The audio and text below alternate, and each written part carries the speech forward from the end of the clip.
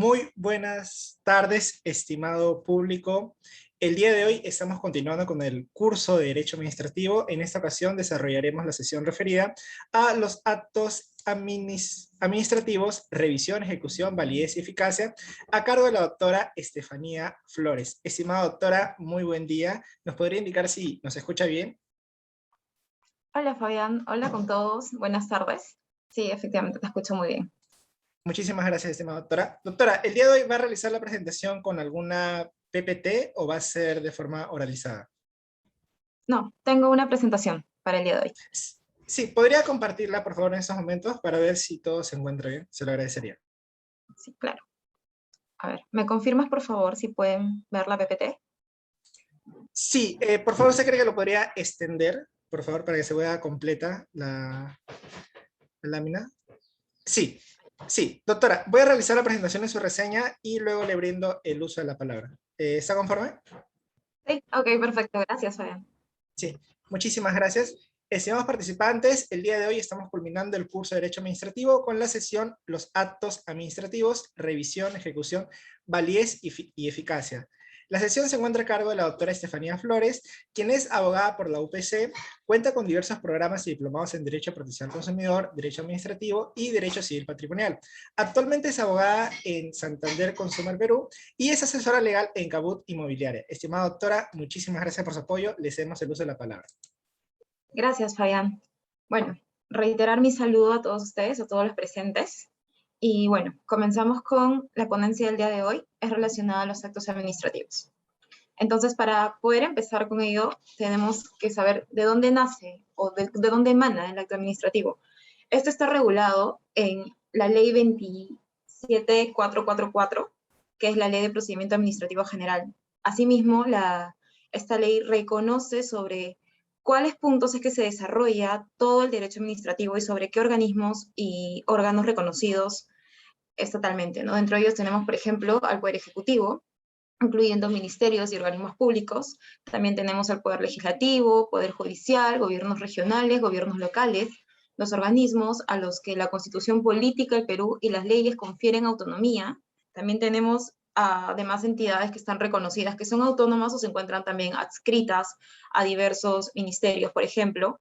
Y bueno, las personas jurídicas bajo el régimen privado que prestan servicios públicos ejercen función administrativa. Entonces, dentro de todo este mundo, por ejemplo, para dar unos ejemplos específicos, tenemos a organismos como, por ejemplo, Indecopi, OEF, Sindermin, no sé, Su Salud, o sea, diversos organismos sobre los cuales recaen o pueden ejercer lo que son los actos administrativos. Una vez entendido de dónde emana y hacia quién se nos aplica, vamos a precisar qué es el acto administrativo. Bueno, el acto administrativo es una declaración de voluntad de la administración pública, ¿no? Esta se emite de manera unilateral a los administrados dentro del marco de una ley que produce efectos jurídicos en la esfera de derechos, obligaciones e intereses de los administrados.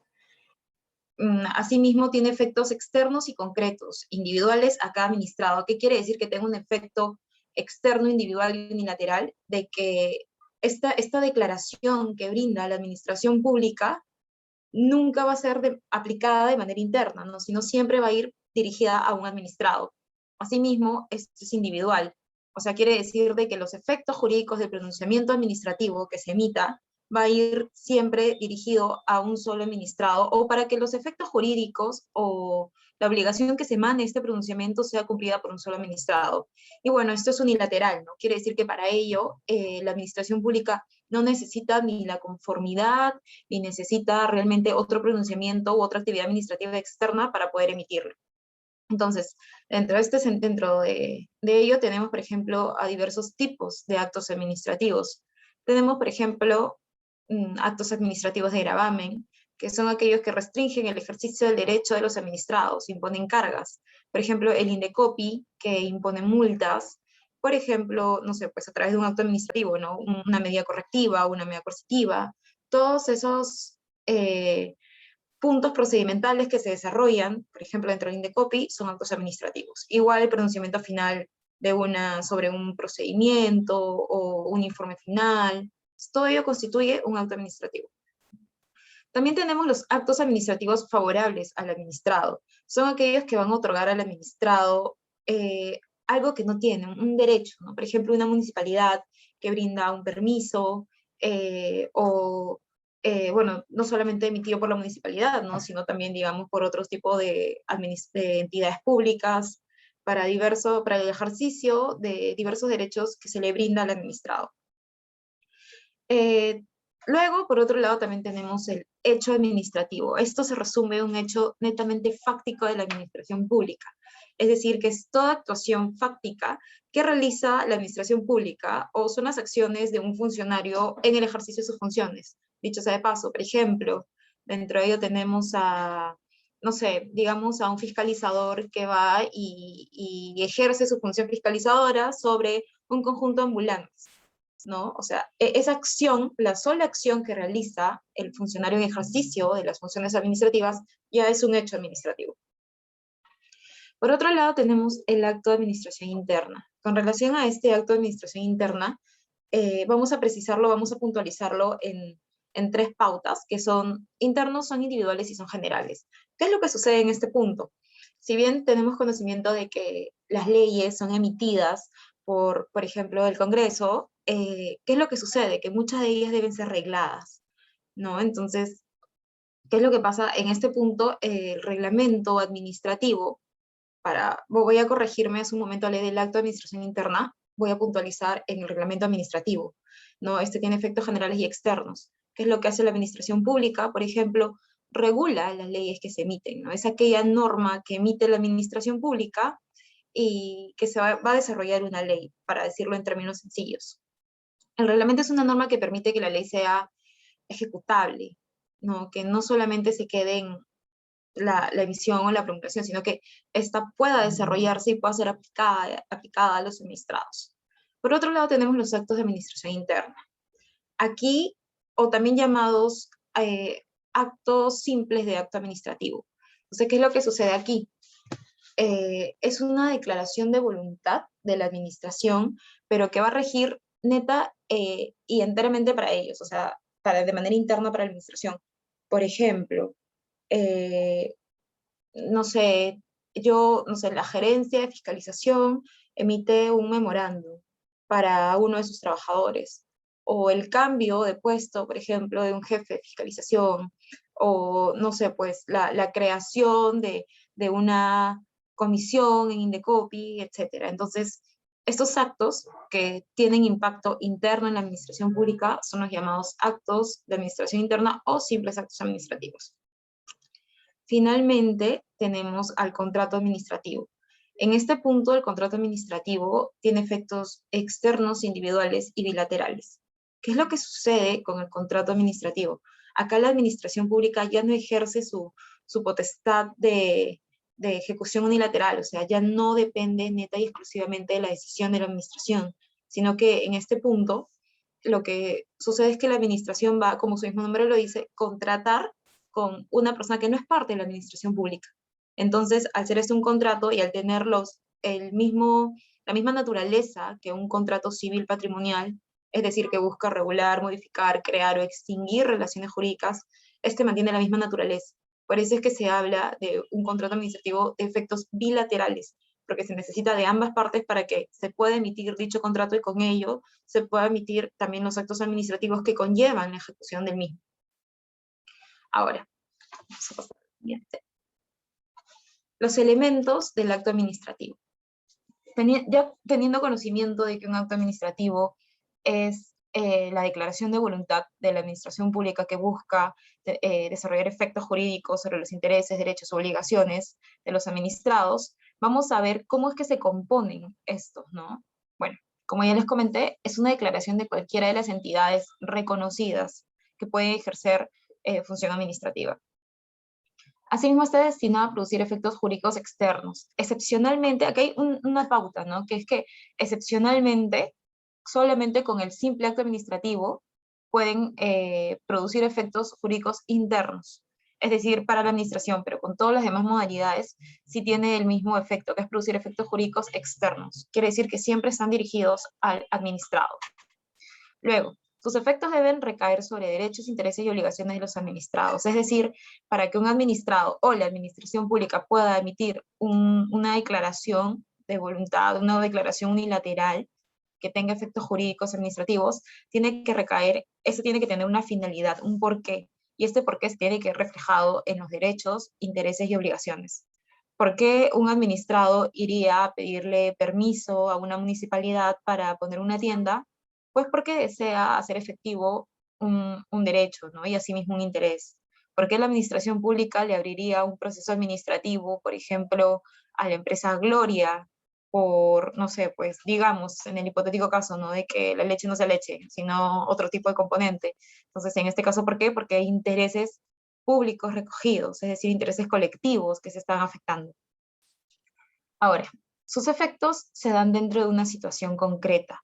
Quiere decir de que la administración pública no puede emitir una declaración o un pronunciamiento, un acto administrativo, si es que esta situación está dividida en distintas directrices, ¿no? O sea, se necesita una evaluación a la situación concreta, una evaluación específica para poder determinar un acto administrativo.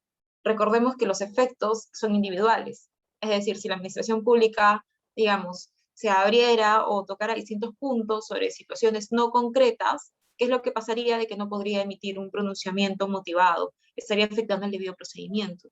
¿Por qué? Porque no permitiría, por ejemplo, de que la cantidad de personas involucradas puedan ejercer su derecho de defensa, quizás podrían haber distintos puntos de quiebre con relación, no sé, pues a notificación, al ejercicio de defensa, no solamente a ellos, sino también al hecho de que la administración no va a poder ejecutar de manera correcta un procedimiento, perdón, acorde con lo que se está solicitando. Que se dentro del marco del derecho público. Acá sí voy a hacer una pausa porque voy a tocarles el tema del principio de legalidad. Sobre este punto es importante mencionar esto. ¿Por qué? Porque la administración pública emite pronunciamientos, pero su pronunciamiento, no solamente el pronunciamiento, sino el procedimiento y todo lo que implica la emisión de un acto administrativo, señala de que este debe estar sujeto al principio de legalidad. ¿Qué quiere decir? De que tiene que estar enmarcado en lo que la ley dispone, ¿no? O sea, la administración pública o la persona que emita el acto administrativo no puede salirse de lo que la ley le señala, ¿no? La ley le dice, oye, tienes que manifestarte sobre esto, sobre esto. Entonces, ¿qué es lo que hace el administrador? Ok, solamente sobre esto. Distinto es el caso, por ejemplo, de las personas que nos rige otro tipo de principio, ¿no? Lo que no está permitido está prohibido. O sea, si nosotros no vemos algo en la ley, podríamos hacer lo que la ley no nos señala como prohibido. En cambio, la administración no. En la administración siempre es, oye, te tienes que acoger a lo que dice la normativa. Por otro lado, también esta puede tener efectos individualizados o individualizables. ¿Qué quiere decir? De que, como ya les comenté, los actos que emite la administración pública tienen que ser siempre concretos, tienen que ser dirigidos, individuales, para que una persona pueda ejecutar las acciones o pueda, no sé, desarrollar o cumplir con las obligaciones que establezca el acto administrativo. Por ejemplo, yo no puedo decir, voy a sancionar a, no sé, pues toda la comunidad y sus adyacentes para que cumplan con tal sanción o no sé, un grupo determinado de personas, ¿no? Porque realmente esto que impactaría desde un punto de vista en el que la administración carecería de control, de ejercicio, de control sobre las situaciones que está indicando de que pues, deben ser realizadas por los administrados. Ahora, los modos de manifestación de la administración. Como ya les comenté, son cinco modos importantes. Es el acto administrativo, el acto de administración interna, el reglamento administrativo, el hecho administrativo y el contrato administrativo. Que, a diferencia de los demás, cada uno tiene una particularidad con relación a cómo es que estos se van a aplicar. Unos, por ejemplo, son internos, otros son externos, otros son bilaterales, otros son unilaterales, etc. Ahora que ya tenemos una idea de lo que son los actos administrativos, los actos de administración interna, reglamento, hecho y contrato, vamos a ver qué es lo que nos dice la normativa para que estos sean válidos. Para esto vamos a formular un preámbulo, ¿no? ¿Qué quiero decir con esto? De que la norma establece de que los actos administrativos son válidos en tanto no se señale uno de los requisitos de invalidez señalados en el artículo 10 de la ley 27444. Entonces, uno de los principales requisitos es la competencia. Quiere decir de que quien emite el acto administrativo tiene que tener competencia para emitirlo, o sea, tiene que ser el organismo habilitado para emitirlo. ¿Y cómo determinamos esta habilitación? Pues a través de la materia, el territorio, el grado, el tiempo o la cuantía. Asimismo, también otro de los requisitos de validez es que el objeto o el contenido tenga una determinación de efectos jurídicos. Es decir, por ejemplo, si yo emito un acto administrativo, este acto administrativo tiene que tener un objeto, una finalidad general que establece la doctrina y la jurisprudencia, es de que sea una determinación de efectos jurídicos. Puede tener muchas finalidades, en efecto, pero lo que nos dice la normativa y las fuentes del derecho es que los efectos que debe tener un acto administrativo tienen que ser jurídicos, tienen que ser ejecutables, tienen que ser ejecutoriados, ejecutables. Bueno, ejecutables ahí solamente a cierto grado, ¿no? Pero sí tienen que ser ejecutivos. ¿Por qué? Porque sería ineficiente que la administración pública emita actos administrativos, los cuales no tengan una finalidad, un objetivo, ¿no? Se ve más que todo como un tema de pérdida de recursos. También la finalidad pública. ¿Por qué es que estamos ahorita aquí en este mundo? Pues porque el derecho administrativo, a diferencia del derecho civil, ve temas que impacten o generen un impacto en el interés público.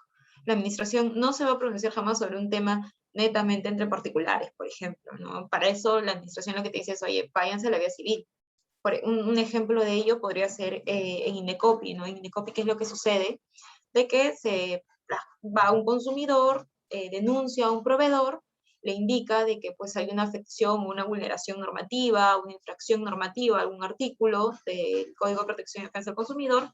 ¿Y qué es lo que dice el INDECOPI? Ok, yo como encargado de la regulación y yo como el que verifica y, bueno, determina que efectivamente las relaciones de consumo se lleven tal cual, voy a intervenir.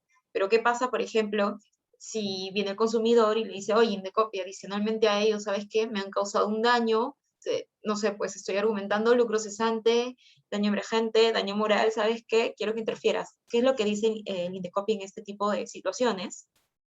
¿Saben qué? Váyanse a la vía judicial, porque esto ya pasa a ser un tema entre privados, ya no es un tema que impacte en el interés público. O sea, yo como administrado no puedo pronunciarme sobre un tema neta y exclusivamente entre privados, ¿no? Luego, la motivación. Este punto sí es muy importante porque esto va de la mano con el principio del debido procedimiento. ¿Qué nos dice el principio del debido procedimiento? Pues nos indica de que las entidades públicas deben de permitirle al administrado y ellas mismas también ejercer lo que son todos las matices que establece el principio, ¿no? Que es, por ejemplo, ejercicio de defensa, notificación, presentación de descargos, presentación de escritos, presentación de pruebas nuevas, si es que se cumplen con los requisitos para que sea admitida, no sé, que puede ejercer su defensa en distintas instancias, si es que el organismo lo permite y si es que cuenta con esas instancias, etc. Entonces, partiendo de eso, señalamos que la motivación es importante, ¿no? Es el punto medio entre el por qué yo estoy dando este pronunciamiento, por qué estoy dando esta declaración de voluntad o esta decisión, y por qué tu administrado tendrías que aceptarlo, ¿no? O sea, ¿qué es lo que dice la administración? Saben que yo doy este pronunciamiento, yo, por ejemplo, te niego la licencia por esto. Yo no sé, pues te abro un procedimiento administrativo sancionador por esto. Entonces, ¿qué es lo que permite la motivación? De que se pueda ejecutar a cabalidad lo que es el principio del debido procedimiento. Recordemos que tanto en civil como en administrativo hay un punto importante que es que si una de las partes no ejerce o no tiene para sí el derecho al debido procedimiento, o sea, se puede traer abajo un procedimiento y un proceso, ¿no? En ambas vías. Si la parte no ejerce su defensa, o no tiene conocimiento, o no sabe cómo es que se está desenvolviendo un proceso, un procedimiento, pues se puede traer abajo un proceso. Y no solamente un proceso, sino también un procedimiento, como es en esta vía. Y asimismo, otro de los requisitos de validez es que el procedimiento debe ser regular. Es decir, yo, administración pública, no puedo decir, bueno, ¿saben qué? Ok, abro un procedimiento administrativo sancionador y de manera inmediata emito una resolución final o un pronunciamiento final señalando la sanción, ya sea multa, amonestación o señalando una medida correctiva, si es que la otra parte no ha ejercido su derecho de defensa. Punto 1. Punto 2.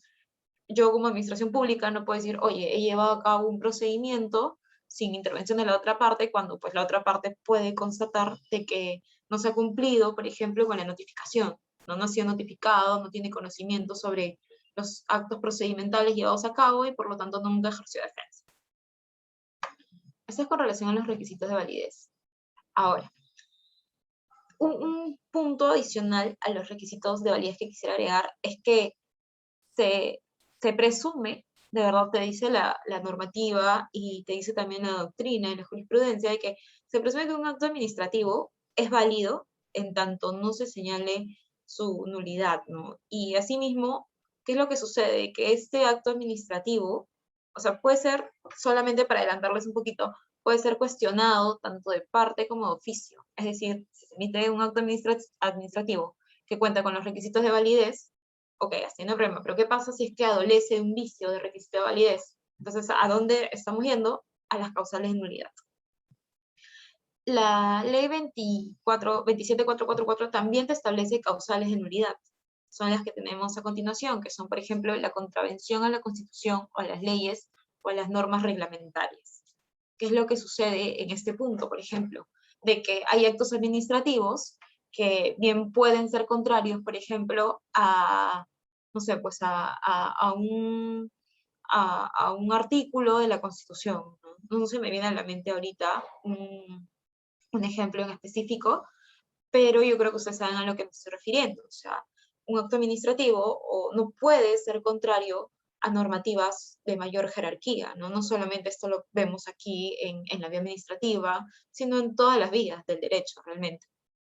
Tampoco puede ser contrario a las leyes o a las normas reglamentarias. ¿Qué quiere decir? Que un acto administrativo, por ejemplo, no puede ser contra, digamos, ¿no? En el hipotético caso, INECOPI, ustedes saben de que el INECOPI tiene su código. Entonces, digamos de que se emite un acto administrativo, que se emite una resolución final, y esta resolución final, no sé, pues está atentando o es contraria a lo que establece un artículo, o es contrario, o lo que emite el INDECOPI es contrario a lo que establece, por ejemplo, la misma ley de procedimiento administrativo general. O sea, se identifica este tipo de situaciones y esta es una causal de nulidad del acto administrativo. Otra puede ser el defecto o la omisión de alguno de sus requisitos de validez, salvo que el vicio no sea trascendente. Ok, aquí sí hay un punto importante, que es el hecho de que si cumple con los requisitos de validez, se presume que estamos hablando de un hecho, de un acto jurídico válido, de un acto administrativo, perdón, válido. Pero, ¿qué es lo que pasa? Que ya digamos, no cumple con los requisitos de validez, pero hay un punto ahí que me dice, oye, por algún motivo acá contrario, o que no esté taxativamente descrito en los requisitos de validez, esto podría ser nulo. No sé, por ejemplo, una afectación al debido procedimiento.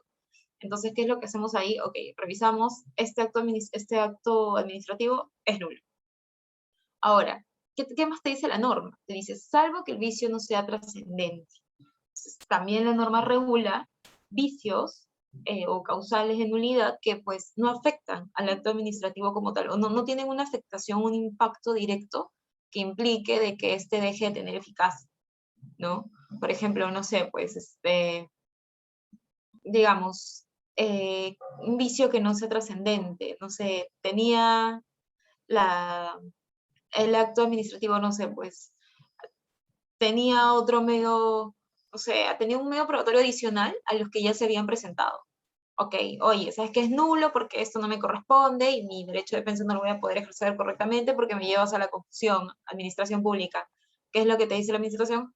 Oye, pero ya tienes todos los demás medios probatorios, entonces, con relación a ese, puedes excluirlo, no hay ningún problema, sabes que no te corresponde y esto puede seguir, o sea, el procedimiento puede seguir. Entonces, ese es, por ejemplo, un hecho o una situación no trascendental, no afecta de manera concisa o de frente al acto. Entonces, ¿qué es lo que te dice? Oye, es como una especie de subsanación, no puedes seguir adelante. Luego tenemos los actos, otra de las causales de nulidad son los actos expresos, de aprobación automática o por silencio administrativo positivo, por los que se adquiere facultades o derechos contrarios al ordenamiento jurídico o cuando no se cumplen con los requisitos de documentación o trámites esenciales para su adquisición. Por ejemplo, aquí sí hay un tema importante que es el tema de los silencios, ¿no? Sabemos perfectamente que los silencios se parten en dos, silencio administrativo positivo, silencio administrativo negativo.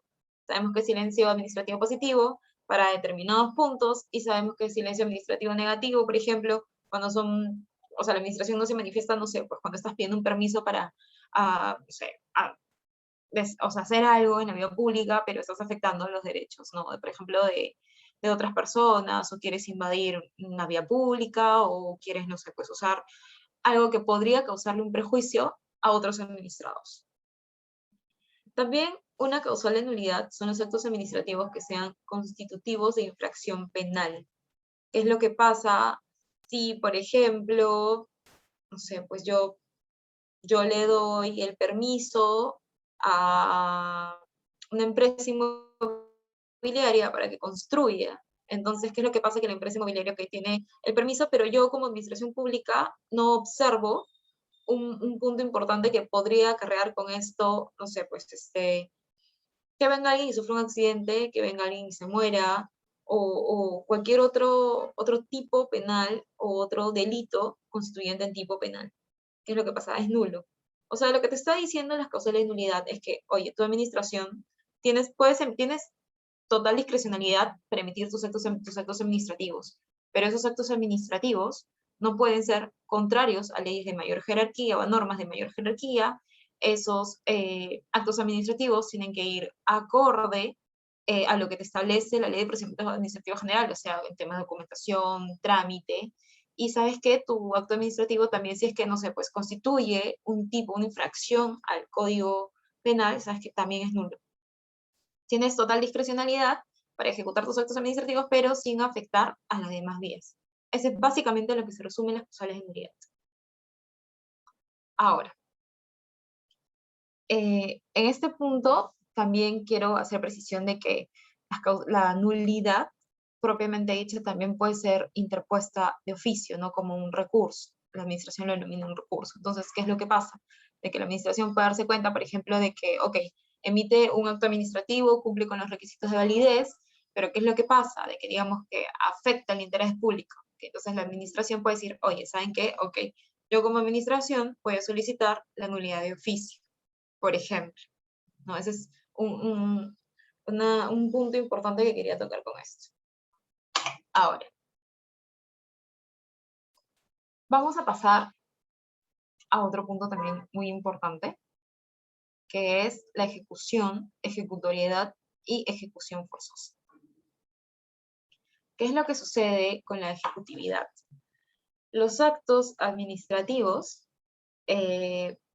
como ya se los mencioné, tienen un objetivo, ¿no? El objetivo es emitir o que la resolución o el pronunciamiento, la declaración de voluntad de la administración pública pueda surtir efectos jurídicos sobre los intereses, obligaciones y derechos de los administrados. Entonces, ¿qué pasaría si es que se emite un acto jurídico, por ejemplo, y este no tiene una finalidad pública o simplemente no tiene una finalidad? O sea, ¿cuál sería la razón de ser de emitir un acto jurídico que de alguna manera no contribuye en absolutamente nada, no solamente para los administrados, sino también de que no tiene una razón? O sea, es una pérdida de recursos, ¿no? Lo que te dice la administración es, oye, lo que yo hago, lo estoy haciendo para que el administrado pueda saber de que el Estado de alguna manera ejerce su potestad jurisdiccional a través de los pronunciamientos administrativos.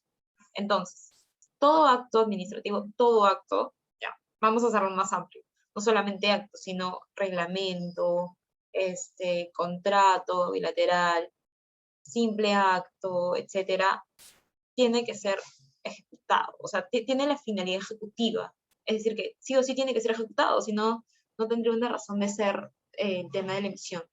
Ahora, pasando a otro punto, haciendo más chiquito el tema, vamos a pasar a la ejecutoriedad. que está establecida en el artículo 203 de la ley 27444. ¿Qué es lo que sucede con la ejecutoriedad? La ejecutoriedad es una característica propia de un grupo determinado de actos administrativos.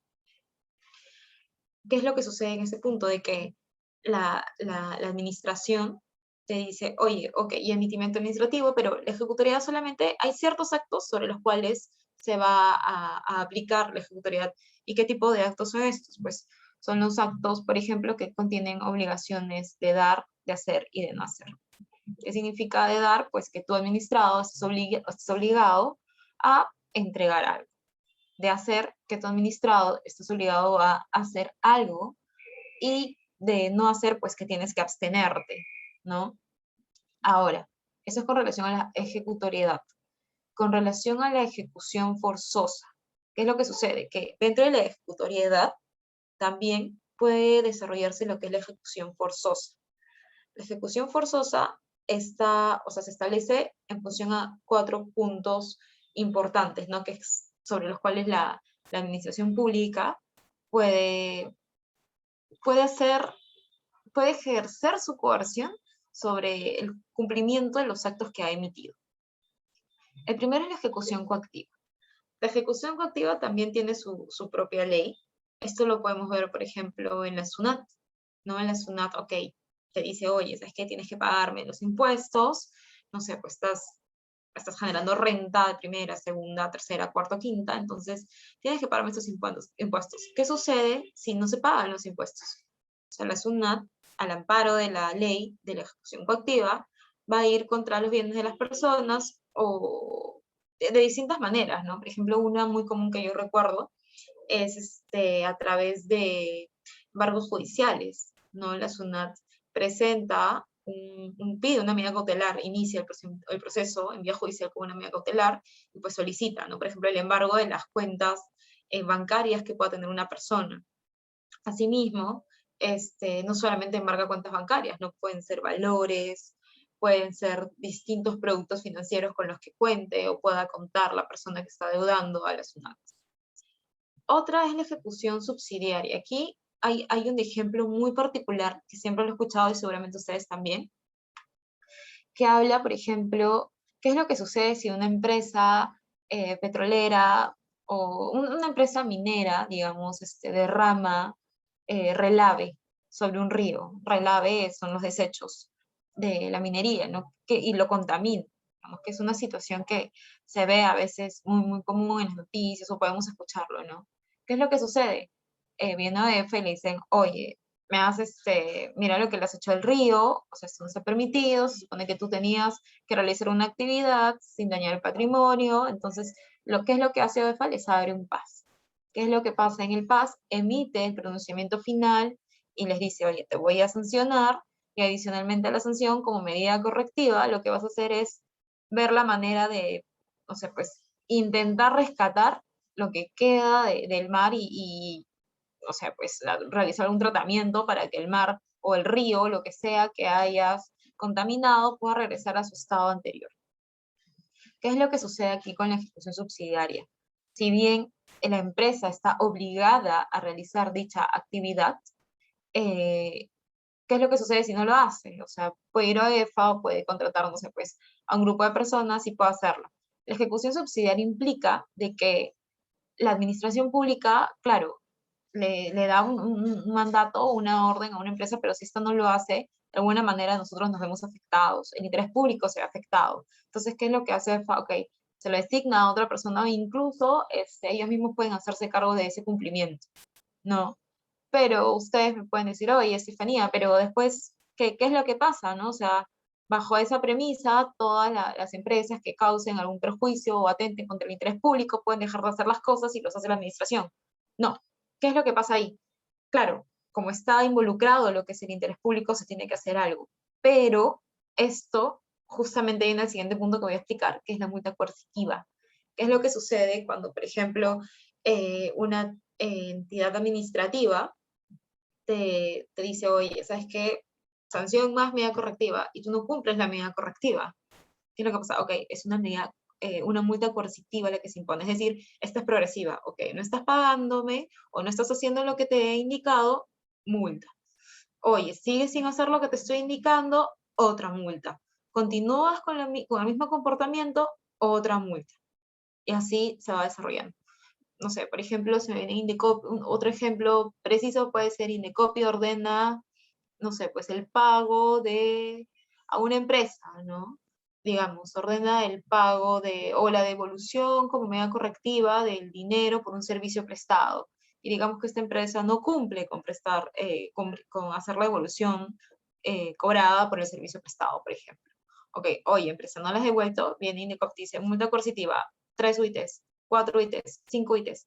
El punto medio de la multa coercitiva son hasta 200 UITs, según lo que establece la norma. ¿Qué es lo que sucede? Mientras no haya el cumplimiento de estas medidas correctivas o estas sanciones, o lo que te impute el INDECOPI en los pronunciamientos finales, no solamente el INDECOPI, sino también cualquier entidad administrativa, va pues, a ejercer su coerción, o sea, la entidad administrativa a través de las multas coercitivas. Y así progresivamente. Finalmente tenemos la compulsión. Esta figura un poco personalísima ha sido muy común, la verdad, ¿no? Hasta antes de pandemia. Recuerdo mucho que habían situaciones, por ejemplo, en el centro de Lima, ¿no? Habían personas que pues trabajaban, los que llamamos ambulantes, trabajaban y ¿qué es lo que hacía? Venían los fiscalizadores pues a quitarles sus cosas, a poder desalojarlos del lugar o de la vía pública que estaban ocupando. Esta es otra manera de ejecución forzosa de un acto administrativo. ¿Qué es lo que sucede acá? ¿Cómo se da el procedimiento? Viene la municipalidad y les dice, oye, ¿saben qué? Hay gente invadiendo, no sé, pues, tales cuadras del centro de Lima que no corresponde o no han sido cedidas para que ellos puedan ejercer sus actividades laborales. Entonces, ¿saben qué? Fiscalizadores vayan y lo sacan. ¿Qué es lo que hacen los fiscalizadores? Pues llegan, seguramente más de uno en esta reunión ha visto una situación similar, llegan y ¿qué es lo que pasa? Pues lo sacan, ¿no?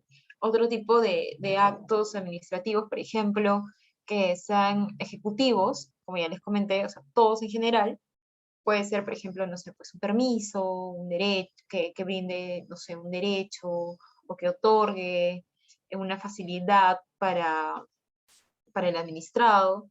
Asimismo también que vemos dentro de ello, a ver, otra actividad o otro acto administrativo puede ser no solamente un permiso, sino también una sanción, como ya les comenté, que sucede con el INDECOPI, con la OEFA, y la compulsión. Entonces, pasando al siguiente tema, vamos a ver lo que son la revisión de los actos administrativos.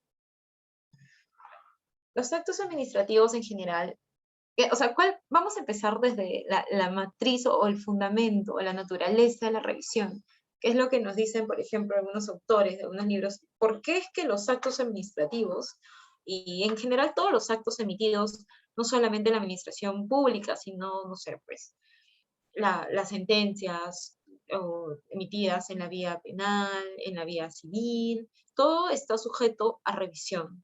¿Por qué? Por un superior jerárquico y muchas veces incluso por el mismo emisor del acto, ¿no? Por ejemplo, en este caso, ¿qué es lo que sucede con los actos administrativos? Si bien son emitidos en su mayoría por una primera instancia, ¿quiénes emiten estos actos administrativos? Pues los emiten personas.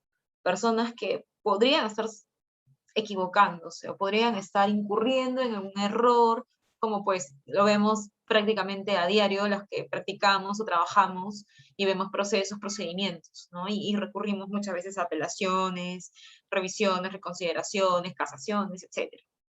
¿Qué es lo que sucede en este punto? De que los actos los emiten personas que, o sea, hay una probabilidad no muy pequeña de que puedan incurrir o puedan cometer algún error. Entonces, ¿qué es lo que nos dice toda nuestra legislación en general? Nos dicen, oye, ¿saben qué?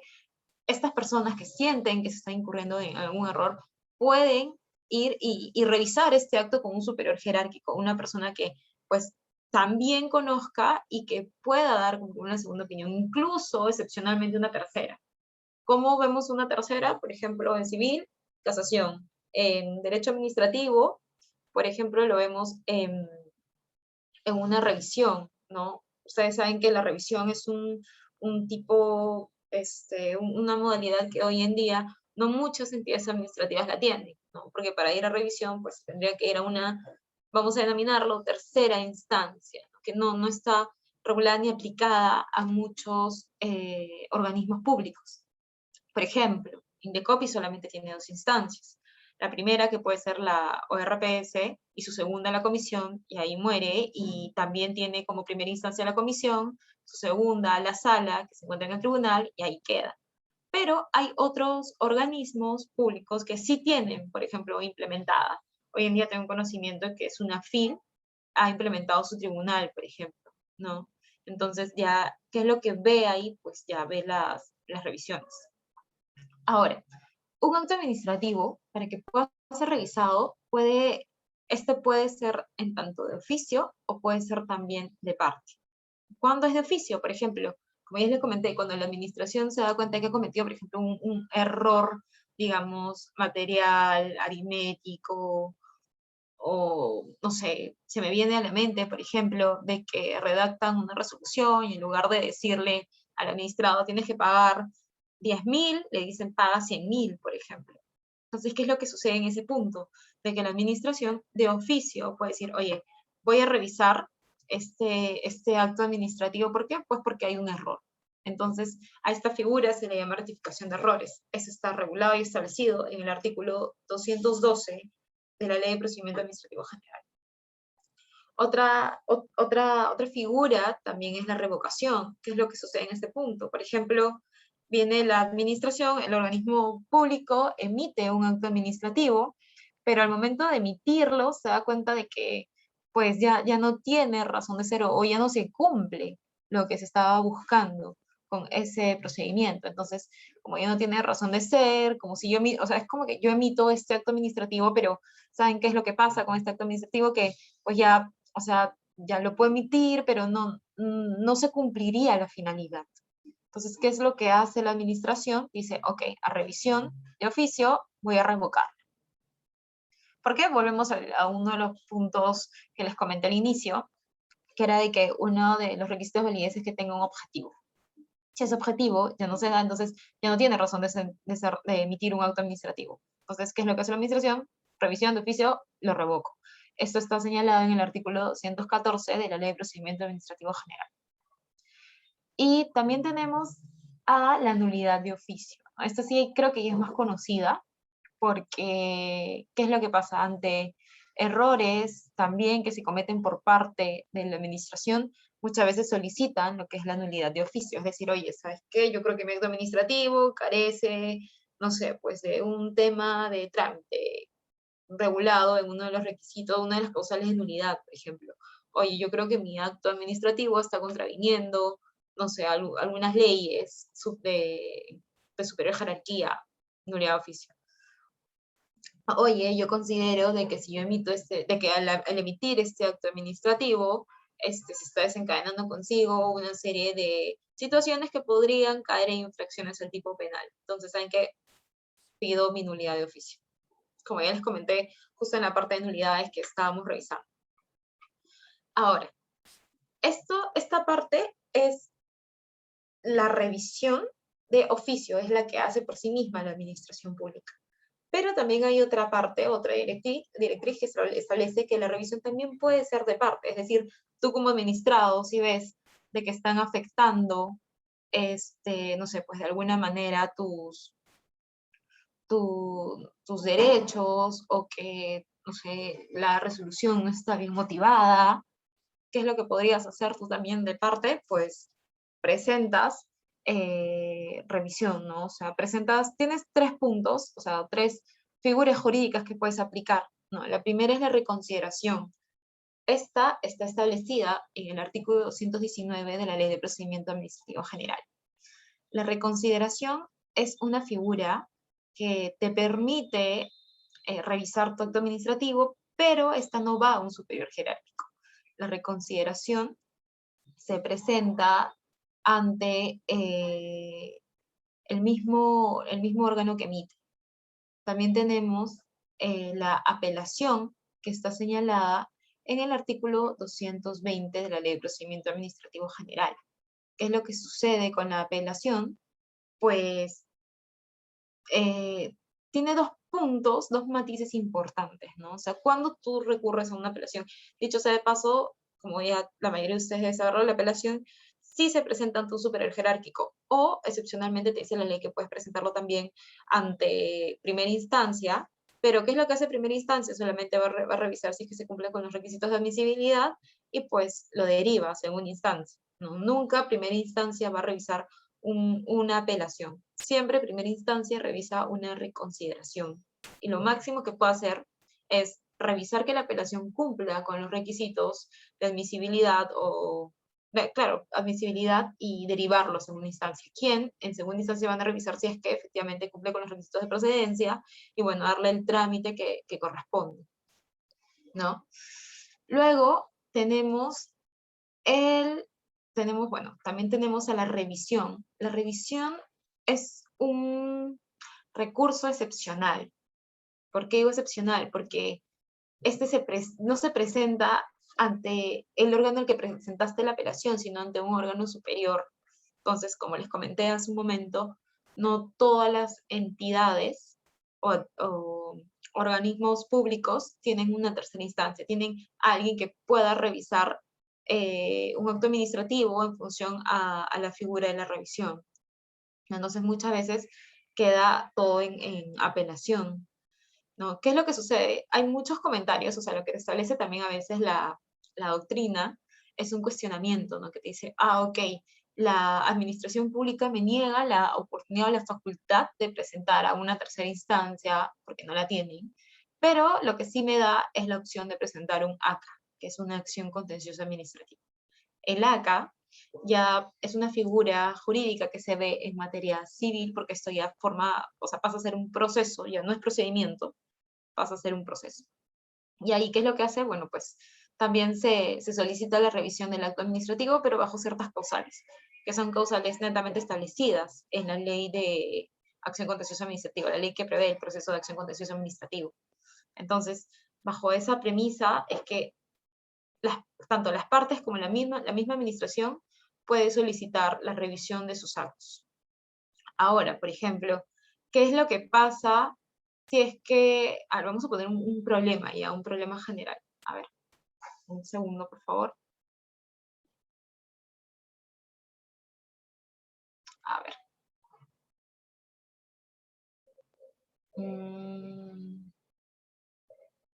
Ya.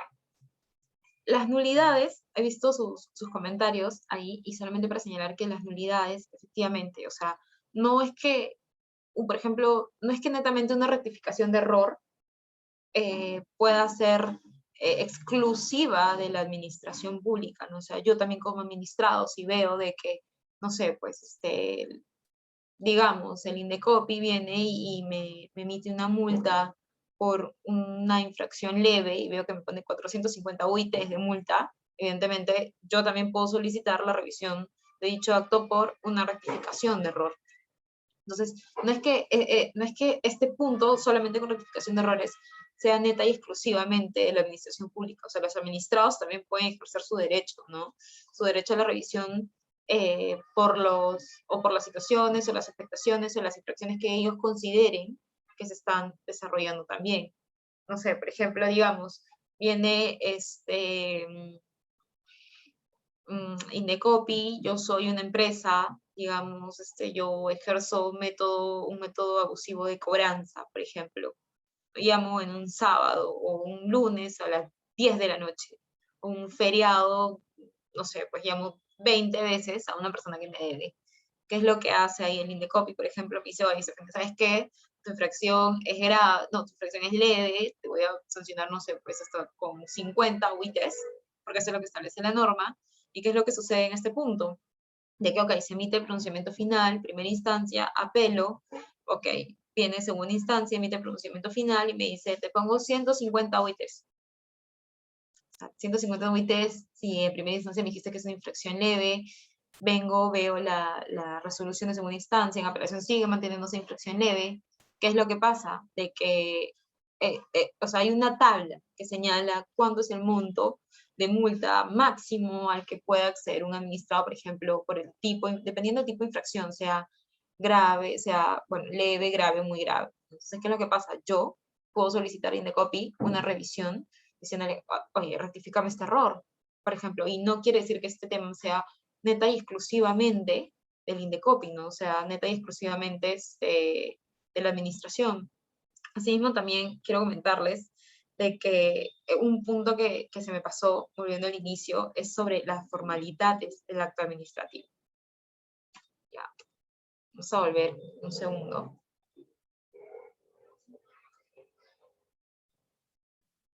Ya, solamente para hacer una pausa, ¿qué es lo que sucede con las formalidades?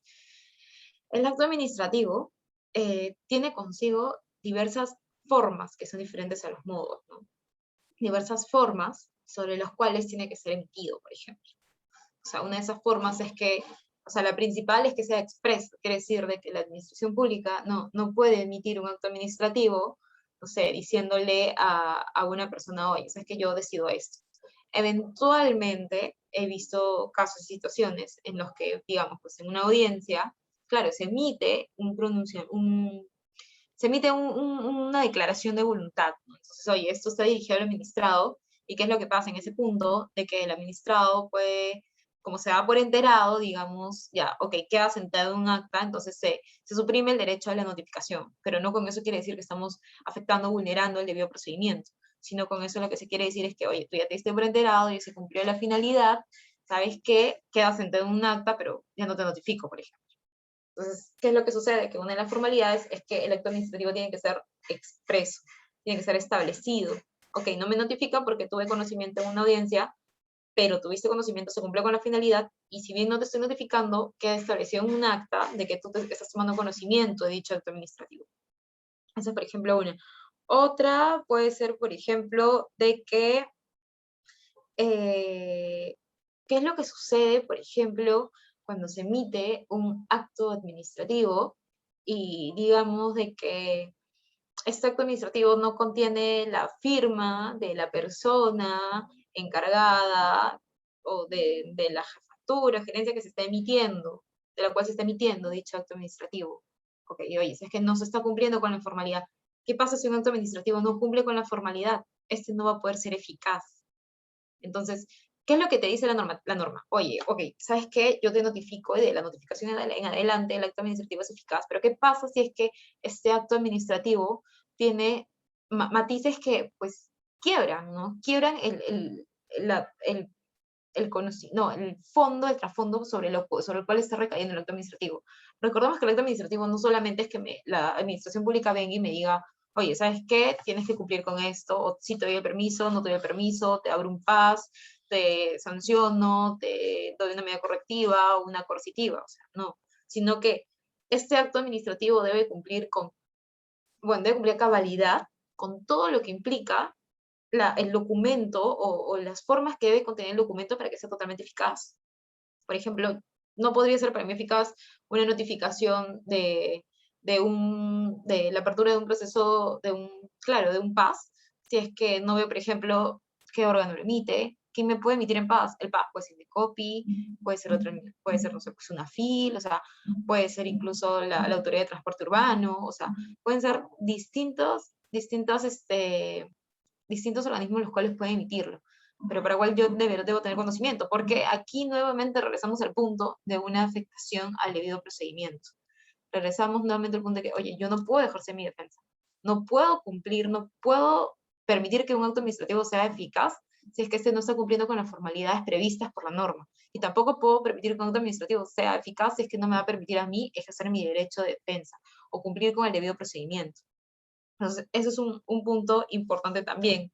Ahora, de esto jalo a otro punto que es el ejercicio legítimo del poder, ¿no? Que ese es un principio. ¿Qué es lo que pasa? Que es un tema muy cuestionado también, porque ¿qué es lo que pasa con el principio? Que dice que similar al principio de legalidad. ¿Por qué es que estamos cuestionando esto ahora? Porque los actos administrativos, si bien la administración cuenta con discrecionalidad para poder desarrollarlos, este punto, lo que sucede acá es que la administración dice, ok, yo tengo el poder para desarrollar, tengo la discrecionalidad, tengo todo para desenvolver esto, pero muchas veces hay un choque entre lo que emite la administración y lo que tiene permitido el administrado. Justo como les comenté hace un momento, por ejemplo, para nosotros no aplica el principio de legalidad.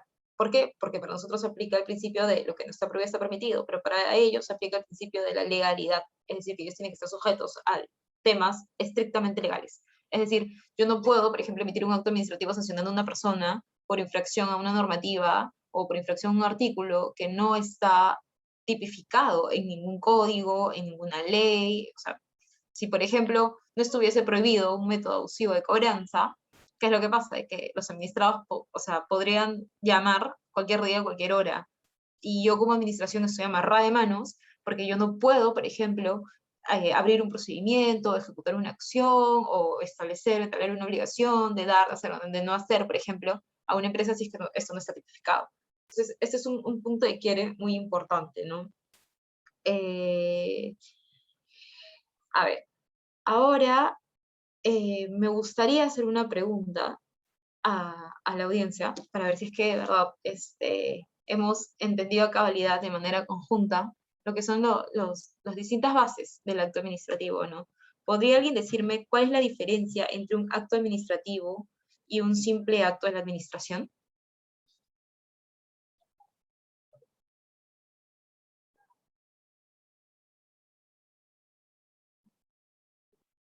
A ver, si es que alguien se anima, los leo.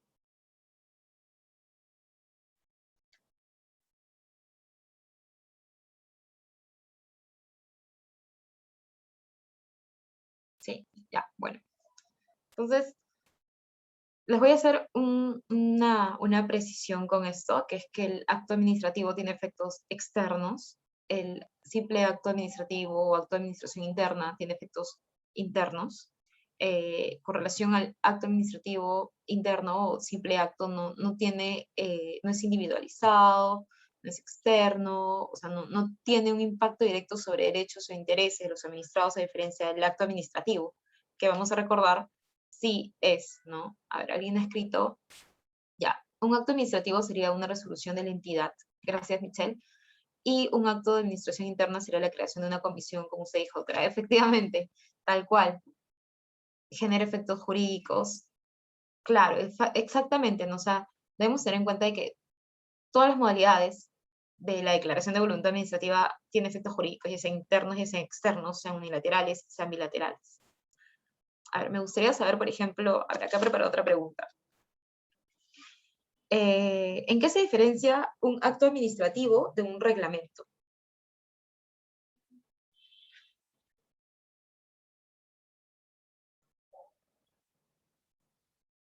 Exacto, Marcelo. Excelente. Los de administración interna son para una mejor eficiencia del organigrama estatal. Exacto, tal cual. Lo que se busca con un simple acto administrativo es que, pues, pueda tener un manejo óptimo, eficiente y eficaz de lo que implica el organigrama estatal.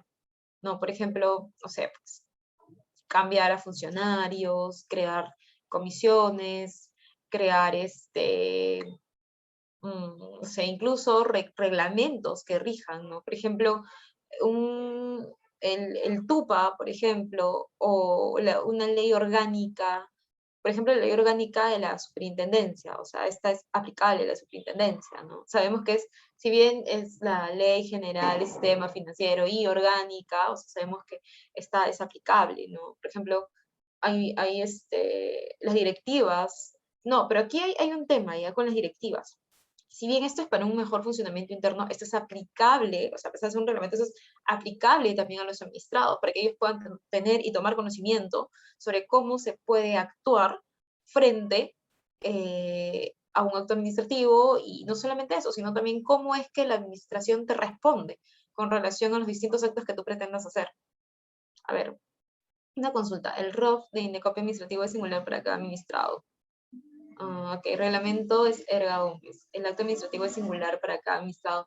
Efectivamente, el acto administrativo es para cada administrado, ¿no? O sea, no, rara vez se puede visualizar una situación en la que un acto administrativo sea para un grupo, no sé, pues una cadena de empresas, un grupo de personas. Lo que busca la administración es que el acto administrativo pueda ser individualizado e individualizable. Quiere decir de que las personas o los administrados sobre los cuales van a recaer obligaciones de dar, de hacer o no hacer, o que tengan algún derecho o algún deber, puedan cumplirlo. Porque ahí hay un punto sobre el control también de la administración. O sea, la administración no es que solamente dice, oye, voy a emitir mi acto administrativo, ok, que lo cumpla bien, si no lo cumple, sigo con mi multa coercitiva. No, lo que se espera de la emisión de un acto administrativo es que este pueda generar un impacto, ya sea positivo para la administración pública, o que no se genere, o que no se emita, o que no se dé el permiso de o que este acto administrativo no sea positivo o favorable para el administrado, porque el impacto que puede traer puede repercutir de manera negativa en el interés público. ¿Me dejo entender? Entonces, con esto, a ver, link, extensión.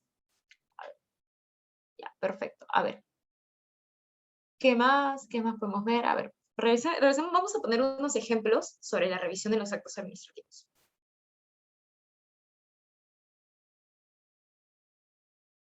¿Qué es lo que sucede con la revisión de los actos administrativos? Por ejemplo, digamos, les voy a poner un ejemplo y me gustaría conocer sus respuestas.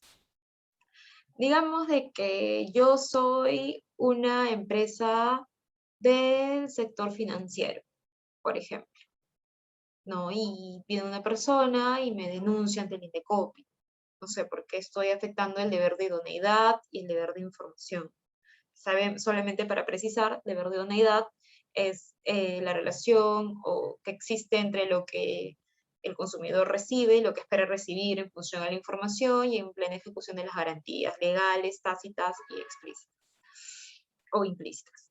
Entonces, ¿qué es lo que sucede en este punto? Ya digamos de que una persona no, o sea, yo brindo un servicio financiero, digamos, un producto financiero, y digamos de que no brindo la información total, digamos, no estoy brindando una información totalmente completa o totalmente transparente sobre el producto que estoy ofreciendo. Entonces viene una persona y me denuncia por infracción al deber de unidad y me denuncia por infracción al deber de información. Entonces, ustedes, digamos, considerarían de que yo como entidad financiera estoy obligada a brindarle toda la información a un usuario o a un consumidor. Tengan en cuenta de que el Código de Protección y Defensa del Consumidor te señala, ¿no? te pone un punto muy específico sobre lo que es el tema de la información también. Y también te toca el tema de la simetría informativa. Entonces, con relación a eso, ¿alguien podría darme un acercamiento sobre cómo es que se puede manejar esta situación, por ejemplo? A ver, los leo.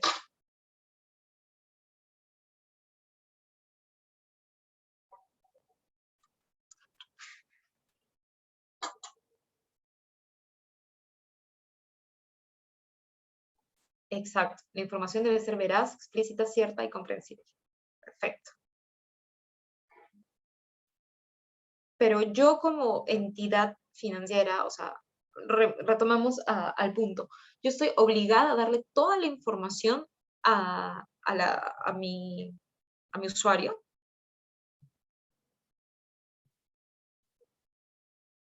¿Qué es lo que sucede en este punto? Les voy a dar un acercamiento un poquito. Exacto, la simetría informativa debe ser respecto al know-how de la entidad financiera y existe información sensible o confidencial. Exacto, o sea, este tema es muy, muy amplio en verdad, efectivamente, Marcelo, tienes toda la razón. Existe información sensible o confidencial, pero también lo que nos señala, por ejemplo, el Código de Protección al Consumidor y algunos pronunciamientos vistos en Corte Suprema que han sido llevados, ¿no? Es que, ¿qué es lo que hay? Esto es un tema de costo-beneficio, ¿no? ¿Qué sucede si, por ejemplo, yo le doy a mi usuario toda la información sobre todo el producto. O sea, incluso con ello va a recibir probablemente información que es innecesaria, pero que esa información a mí me va a costar como entidad financiera, o sea, a mí como empresa, me va a costar emitirla, ponerla en su conocimiento. Y pues esto va a ser cargado, por ejemplo, en gastos y comisiones. Entonces, en este punto, ¿qué es lo que sucede? De que la información que una empresa o un proveedor le tendría que brindar a un consumidor siempre está supeditada a lo que estrictamente debería conocer, ¿no? Este es un tema muy desarrollado, muy previsto en Corte Suprema, la verdad, porque es un tema que trata de que le doy toda la información a mi consumidor, a mi usuario, o le doy estrictamente lo necesario para que él pueda tomar sus decisiones. Entonces, ¿por qué les toco este tema? Porque es muy curioso que en vía administrativa, Indecopi toma otra posición y en vía judicial, que es en Corte Suprema, se toman otras posiciones. Entonces, a lo que voy con esto es que no esperen siempre de que los actos administrativos o las decisiones administrativas vayan acorde con lo que pueden ver en otras vías también, porque muchas veces son contradictorios. O sea, yo en vía administrativa, no sé, pues puedo, mi relación de consumo, no sé, pues está muy bien dada y me llevan a un ACA, que es una acción contenciosa administrativa, o me llevan a otro proceso y pues puede que en otra vía no se siga el mismo, la misma mentalidad, el mismo mindset que se sigue, por ejemplo, en la vía administrativa, ¿no? Por ejemplo, judicial administrativa, yo he visto muchos casos cuando trabajaba hace años en una financiera en la que venían personas con sus demandas de ACA, y nos decían, oye, Indecopi me han dado la razón, por lo tanto yo presento esta demanda ante el PJ para que también me den la razón. O sea, eso no implicaba de que efectivamente se vaya a seguir el mismo, como les comenté, la misma idea, el mismo criterio. A ver, tengo otra pregunta por acá. Alguna muy fácil, ¿ya? Ya. ¿Cuál es la diferencia? Ese es un tema que no he tocado, pero me gustaría mucho conocer el alcance que ustedes tienen sobre este punto, ¿no? ¿Cuál es la diferencia entre la prescripción y la caducidad? Entiendo que ese es un tema de otra ponencia, pero de alguna manera es un tema que siempre va a estar relacionado, porque es una de las principales salidas óptimas que encuentran los administrados para, pues, salirse de un procedimiento administrativo sancionador, por ejemplo. Entonces, ¿quién me puede decir cuál es esa diferencia?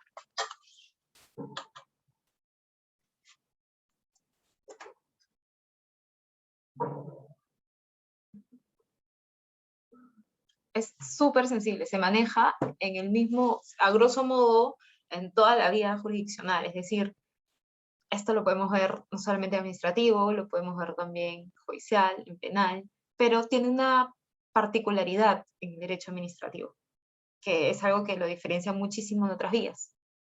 Por ejemplo, la prescripción y la caducidad. Muchos actos suelen caducar, o sea, muchos procedimientos, inicios de procedimientos suelen caducar incluso antes de prescribir. ¿Por qué sucede esto? Porque, nuevamente, retomamos el tema de la eficiencia y la eficacia que deben tener los pronunciamientos administrativos de los organismos públicos. Un organismo público no es que esté siempre, o una entidad pública no es que siempre esté a la deriva para poder absolver los procedimientos eternamente a los administrados, o viceversa. Un administrado tampoco tendría por qué soportar un procedimiento amplio, engorroso, un procedimiento que implique pues, que la administración diga, ah, bueno, me acuerdo de ti, ahora lo atiendo. Entonces, es un punto importante. Suspensión de plazo. ¿Quiénes pueden alegarlo? Interés, atentado, suspensión de plazo. Ya, la suspensión de los plazos se da por distintas causales también que están reconocidas en la ley, ¿no? Pero entiendo que esto es también materia de otra ponencia, pero voy a darles un acercamiento. ¿Qué es lo que sucede tanto en la prescripción y en la caducidad? De que si es que la administración, por ejemplo, no se manifiesta durante un periodo prolongado, ok, ¿saben qué? En este punto aplico caducidad, si son los 9 meses, aplico prescripción, si no me equivoco son 2 años, 4, ahorita no recuerdo con exactitud. Pero, ¿qué es lo que sucede si dentro de este tiempo prolongado sobre el cual se va a solicitar la caducidad o la prescripción, sucede algo, no sé, viene un administrado, presenta un téngase presente, la administración emite una comunicación, una notificación, se interrumpe. Y esto lo podemos ver de manera general y global, no solamente en la vía administrativa, sino en todas las vías. La suspensión de plazo está supeditada a que durante este tiempo prolongado suceda algo que interrumpa el plazo. Adicionalmente también, a ver, otras preguntas.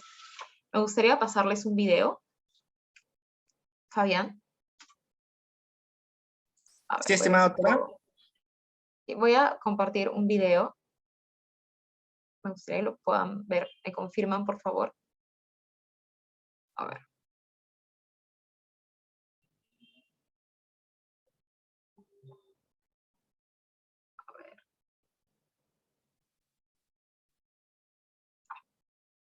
¿Me confirman, por favor, si pueden ver la pantalla? Sí, se ve, pero el audio, ¿podría dar play al video, por favor? A ver, un segundo. Dame un segundo, Fabián, por favor. A ver. A ver. Ya, ahora sí. ¿Me pueden escuchar? ¿Pueden ver el video? ¿Ahora? Sí, se ve el video. ¿Lo escuchan? No, no tiene audio. O en todo caso, doctora, me podría brindar el link y yo en estos momentos lo comparto. Ok.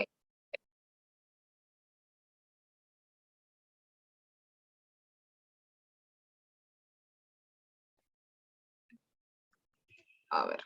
Estoy pasando el link, Fabián. Por favor, a partir del minuto 45. Te agradeceré lo puedas reproducir. A partir del minuto 45. A ver. Sí, todavía no me llega el link. Estoy pasándote un problema con mi teclado. Ya, por favor. A partir del minuto 45.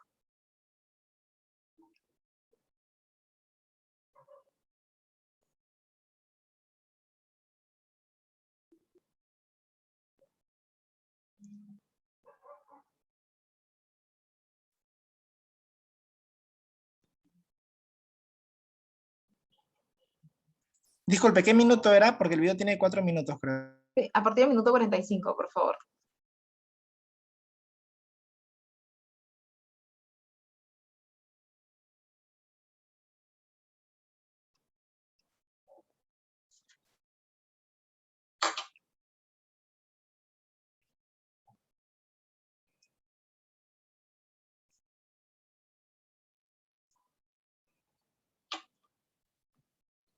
Es el hecho y la forma como el se ha... protocolo. Exacto, el protocolo. Totalmente Porque negativo, malo. yo creo que pésimo. tanto como este muchacho que solventa sus estudios vendiendo sándwiches, podría ser una madre que sale a vender caramelos para sostener a Por sus hijos. supuesto, hay muchas historias. El tema de fondo son los protocolos. La violencia no se justifica bajo ninguna circunstancia y yo creo que no tenía que haber llegado esto a los golpes y a las heridas en este joven. Totalmente de acuerdo. Y es por eso que la Municipalidad de Miraflores ha respondido de manera inmediata y ha despedido a el fiscalizador que se enfrentó con este muchacho, porque esa no es la forma, ni en Miraflores ni en ATE, como hemos visto que también hay muchas quejas de cómo actúan los fiscalizadores. La violencia no es la manera de enfrentar esto, tiene que haber estrategias de parte de la gerencia de fiscalización para poder enfrentar a los ambulantes. Claro, debería haber una primero una advertencia, luego si el sujeto insiste en permanecer ahí, qué sé yo, combinarlo a que salga de la zona y finalmente tomar algunas otras acciones, pero la violencia no se puede justificar bajo ninguna circunstancia. Y bien haría este muchacho finalmente si denuncia a este sujeto, ¿no? Así es, está en todo su derecho. Nos vamos a...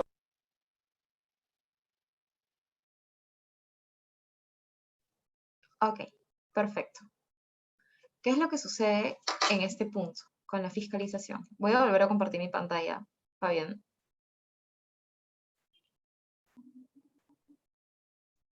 Por favor, me señalan si la pueden visualizar. Uh-huh. Sí, perfecto.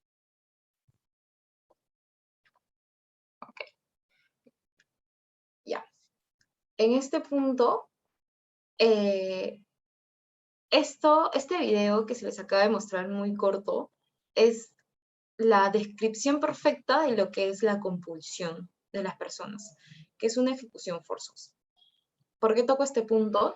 Porque me gustaría también poder leer sus opiniones con relación a este punto.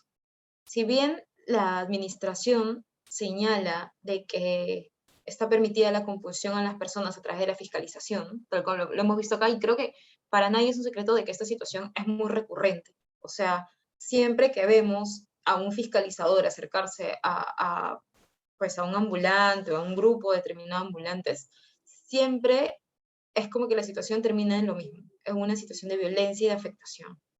Ahora, ¿ustedes creen que ese acto administrativo que señala de que pues, se debe desalojar a las personas y que trae consigo a través de la fiscalización es un acto que afecte el interés público?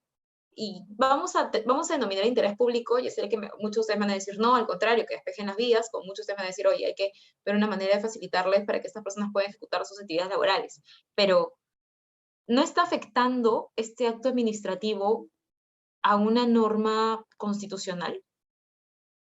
¿Por qué? A lo que digo, a lo que voy con esto es que no se está afectando la dignidad de la persona de alguna manera con esto. No se está afectando también o sea, no podríamos estar cayendo en una infracción al tipo penal.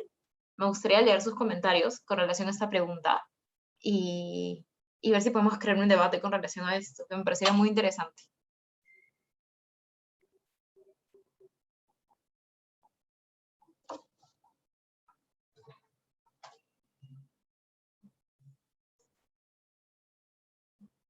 Fabián, ¿hay, disculpa, alguna manera de que o sea, ordenadamente quien desee participar pueda hablar en la reunión? Doctora, sí, claro. El usuario que desee hablar, por favor, le agradecería que levante la mano para poder activarle el audio, por favor.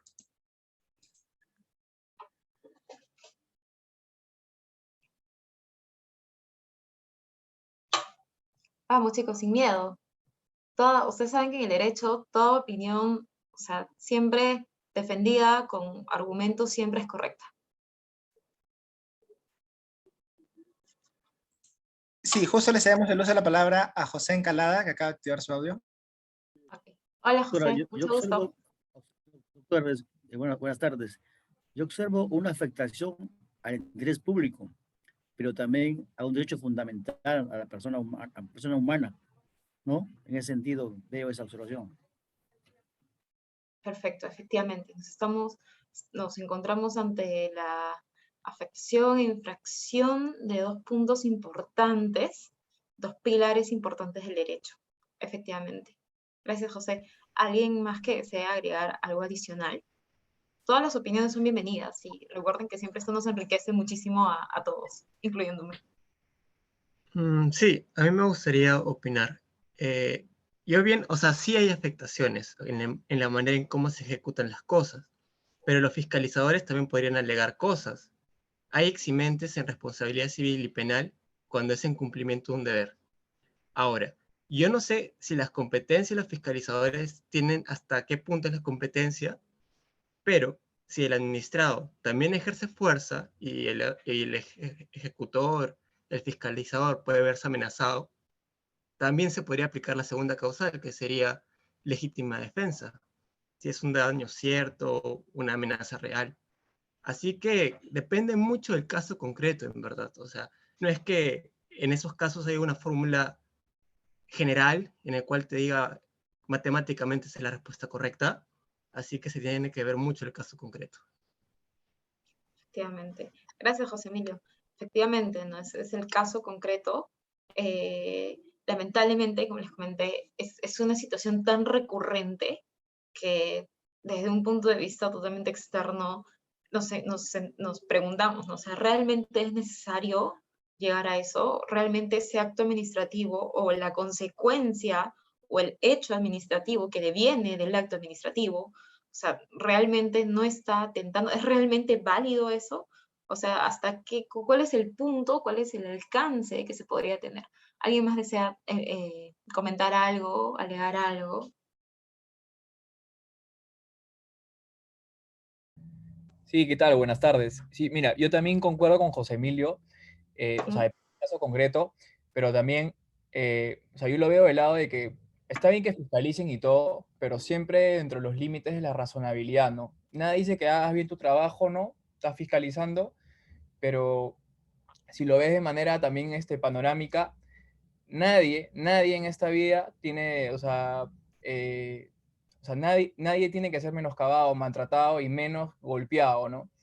Ya sería el caso concreto, como dice José Emilio, pero yo creo que en realidad, por más que tengas esta potestad fiscalizadora, ¿no? En la municipalidad en la que trabajes, está, está muy mal usar la violencia. O sea, eso en realidad está prohibido obviamente constitucionalmente y hay algo también moral y ético, ¿no? O sea, por ese lado. Esa es mi opinión. Excelente, muy bien, Michelle. Claro, tal cual. No, ¿qué es lo que nos dicen nuestros filósofos en el derecho, ¿no? De que una de las principales, o sea, ¿por qué nosotros, por ejemplo, esto nos dice Montesquieu? Montesquieu nos dice, oye, nosotros estamos cambiando nuestra libertad en sentido amplio por seguridad. Entonces, ¿cómo es que el ejercicio jurídico legal de la administración pública nos arroja esto, ¿no? Nos arroja una situación en la que los hechos administrativos recaen en una infracción al tipo penal? Y ahora enfocándonos en el tema jurídico, ¿podría, por ejemplo, un administrado o uno de los señores ambulantes, no sé, pues decir, oye, ¿saben qué? ¿Qué acto administrativo emitió la municipalidad? Desalojo, ya. Yo, ¿sabes qué? Voy a decir de que tu desalojo, tu acto administrativo, tuvo como consecuencia un hecho administrativo que desencadenó en una infracción tipo penal. Entonces, ¿podría solicitar la nulidad? Recuerden que una de las causales de nulidad es que el acto administrativo no genere o no traiga consigo una infracción de tipo penal. Entonces, un administrado podría decir, oye, quiero la nulidad de ese acto porque ese desalojo trajo consigo violencia, que es una infracción a tipo penal. ¿Ustedes qué opinan?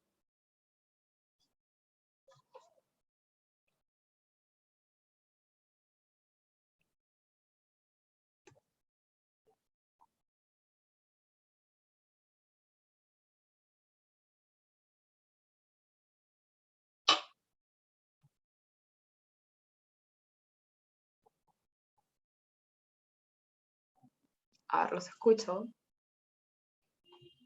Recuerda que todas las opiniones siempre son bienvenidas, siempre es importante el intercambio de ideas. Nos permite como abogados a todos ver la realidad de una perspectiva diferente. El derecho está sujeto muchas veces a perspectivas, ¿no? Y a cómo defendemos y cómo argumentamos frente a otra persona nuestra posición. Entonces, me gustaría poder escucharlos con relación a eso. Si es que un administrado podría solicitar la nulidad del acto administrativo que trajo consigo el desalojo por ser infractor de un tipo penal.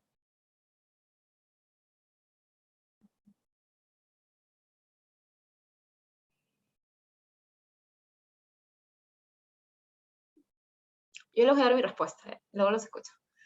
Yo creería que no. Ya, ¿Alguien?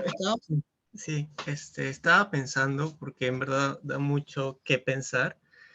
Y primero, no es la nulidad que se podría afectar, no es del acto en sí mismo, es de la ejecución. Y yo siento que la ejecución es independiente. Ahora, casi siempre el desalojo, por ser este caso que nos dio ahí en ejemplo, casi siempre termina en violencia. No, los desalojos no son fáciles.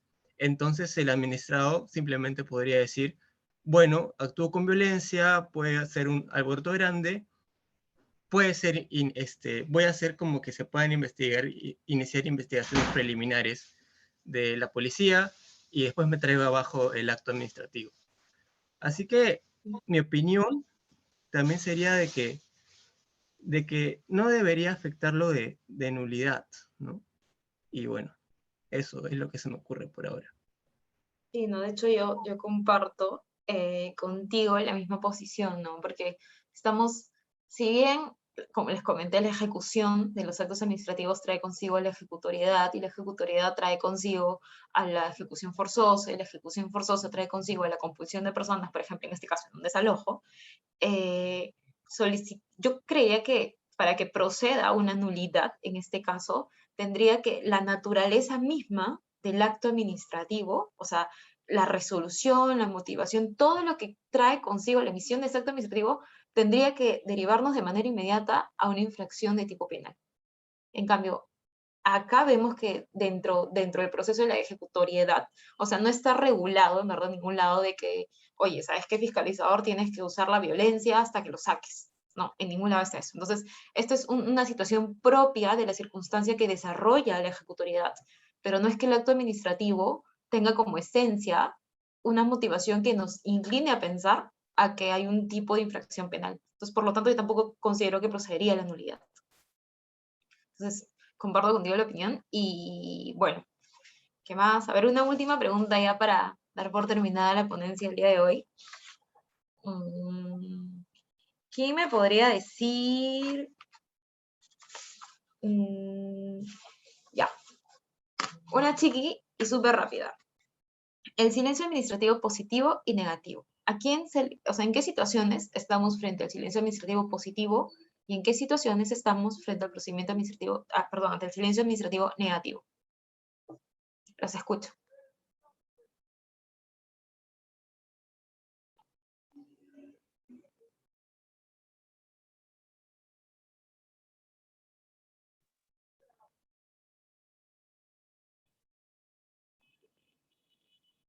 José Andrés. Yo pienso que el negativo se da cuando infringe el interés público, ¿no? Y el positivo cuando no ocurre ello, pues, ¿no? Exacto, perfecto. Ese es el punto central sobre el cual giran los silencios. El silencio positivo es cuando el silencio administrativo positivo es la regla general. Es decir, por regla general, si la administración no me responde, ok, yo asumo de que es silencio administrativo positivo. Y el silencio administrativo negativo es la regla excepcional. ¿Cuándo es que yo sé que la administración me está diciendo, Estefanía, no? Cuando, por ejemplo, estamos frente a casos en los que la petición del administrado puede afectar significativamente el interés público. Por ejemplo, puede ser con relación a bienes jurídicos protegidos, como la salud, el medio ambiente, los recursos naturales, la seguridad ciudadana, el sistema financiero y seguros, mercado de valores, defensa comercial, defensa nacional y patrimonio cultural de la nación. Por ejemplo, salud. Si yo pido permiso para construir una clínica, digamos, no sé, pues acá en Atevitarte, y viene la autoridad administrativa encargada y me dice, o sea, no me dice nada, ¿qué es lo que yo estoy asumiendo? Lo que puedo asumir, que me han dicho no. Pero ¿qué pasa si yo pido un permiso para abrir mi tienda, por ejemplo, acá dentro de mi casa, no en el primer piso de mi casa, y no me dicen nada? Ok, como no está relacionado a interés público o a una afectación de un bien jurídico protegido, entonces yo puedo asumir y presumir de que me están diciendo que sí, y procedo. Pero ya entiendo que el desarrollo también de los silencios administrativos son amplios, tienen matices precisos sobre cómo se puede desarrollar dentro de un procedimiento, y bueno, entiendo que eso lo van a ver más adelante también con otras ponencias. Por mi parte, eso sería todo el día de hoy. Espero que los puntos explicados hayan quedado claros. Justo le comentaba a Fabián antes de iniciar la ponencia, y que si alguien tiene alguna duda podrían dejarlo por escrito, yo les puedo responder también por ahí, no hay ningún inconveniente. Y bueno, quería agradecerles también a todos por su tiempo y su atención. Fabián, muchas gracias. Muchísimas gracias, estimada doctora, por desarrollar la presentación del día de hoy. Esto sería todo. Esperamos que nos pueda acompañar en futuras oportunidades. Muchísimas gracias, estimada doctora Estefanía. A ti. Saludos a todos y muchos éxitos a todos en todo lo que tengan previsto. Cuídense. Hasta luego, estimada doctora. Estimados participantes, la presentación del día de hoy ha culminado. La evaluación se va a estar brindando el día lunes, bueno, el presente lunes. Muchísimas gracias a todos. Muy buenas tardes. Muy buenas tardes, estimada doctora. Buenas tardes.